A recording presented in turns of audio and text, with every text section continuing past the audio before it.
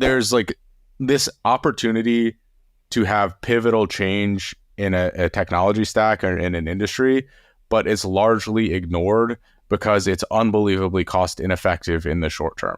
And the short term versus long term trade off isn't a bet anyone's really willing to make, except for example, researchers with AI now. But you know, I wonder when the tipping point is, right? Because are we going to be in a world where we never make those innovations or never go all in on those innovations because the economics didn't work out, right? When does that happen? And you know, I probably won't be the person to do either of those things. It's a good question, and the answer is usually governments make this move, right? Like what you're talking about is like a collective action that's necessary. Like a great example is electric cars. You know, for them to work, you need chargers, you need like the infrastructure to actually do this, and it's easier to make gas cars. And so that's why the governments have stepped in and like saying we're not going to allow gas cars to be sold past a certain year. You know, like cars, like every year the required miles per gallon on a car has gone up year over year. And it's because the government's pushing this because there's not really an incentive. People will spend money on it, people will buy it, and it's hard to make that leap into the next area. And so usually it requires government subsidies. Like same with like solar. Actually, solar is another cool example because solar was incredibly inefficient. Like it would capture 20% of the sun's energy. And so the government said, we'll give all these rebates. And it led to people buying solar panels, which led to innovation in solar panels because now people are buying them. The creators are like, well, if people are going to buy them, we need to be competitive. Maybe we'll get 30% of the sun's energy in this one. And so you got better solar panels. And eventually there was a tipping point where solar panels could suddenly pay for themselves. And we're past it now. Where like you can get solar panels and produce enough energy that they will pay for themselves. And I think, you know, maybe 5 to 10 years, depending on where they are and where you are and how much energy you use. And then when you have an electric car and like you're charging that during the day, they're worth it. But it took a while to get there. And it was because we literally didn't have the technology to make high quality solar panels.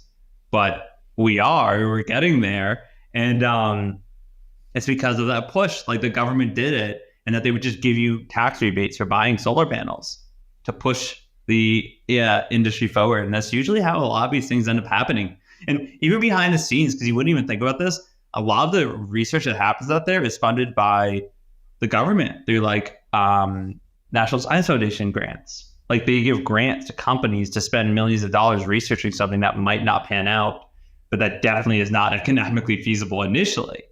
And the government spends tons of money on this. Like, I mean, I do research at Mass General Hospital, and like we apply for grants, you know, because otherwise, like if we're going to research like a specific disease, like, I mean, especially if we're researching a disease and determining how best to treat it when you have it in the hospital, like that doesn't make pharmaceutical companies money, right? If it's not a new drug, they're not making money.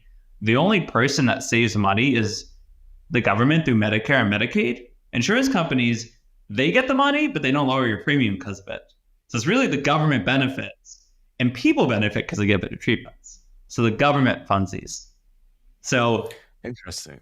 Yeah, it's actually something most people don't think about. But if you wonder about like how these research groups like come out with massive innovations, like when they're like, we have a breakthrough in like this field, if it's not a private industry, who pays for that? And usually it is often the US government. It's something I didn't really know until I started working more at Mass General and saw how many things are funded by grants and how many trials are funded by grants. And they're done to just improve the quality of healthcare breakthroughs in America. And I see us now actually running Charles River Data, a company that there are companies that reach out to me that say, do you want help applying for these grants? And then they would meet and they would talk about what we're building and help us do grant writing. If we built more products, it's something that like we would consider because they really do give you money for this. So they also give tax rebates. If we take a financial risk in building something, like let's say I decided tomorrow to have my team spend, I'm going to make this up, $1 million building a product, a software engineering product that might be, you know, impactful and making some system more efficient. At the end of the year, I could file for a rebate that would give me about 10% back off my taxes.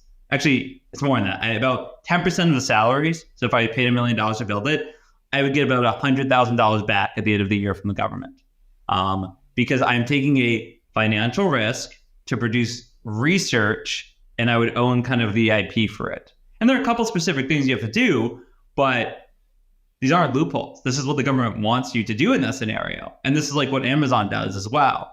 Like, that's why they pay so few taxes, because they do a lot of research and then they get like 10% back of all the salaries they get. And then, America will benefit kind of like the economy as well. They'll say they'll give me, I think, 10% back if the wage workers are in America, right? So if I do offshore development, I don't get the same benefits.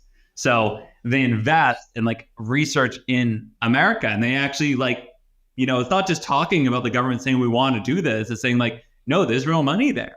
And it helps determine decisions I would make. Like, it means I have to take less of a financial risk because the government will pay for that. And there are all these companies around us that help you get these grants. And it's pretty cool. I mean, it's just the government trying to stimulate research to stay competitive.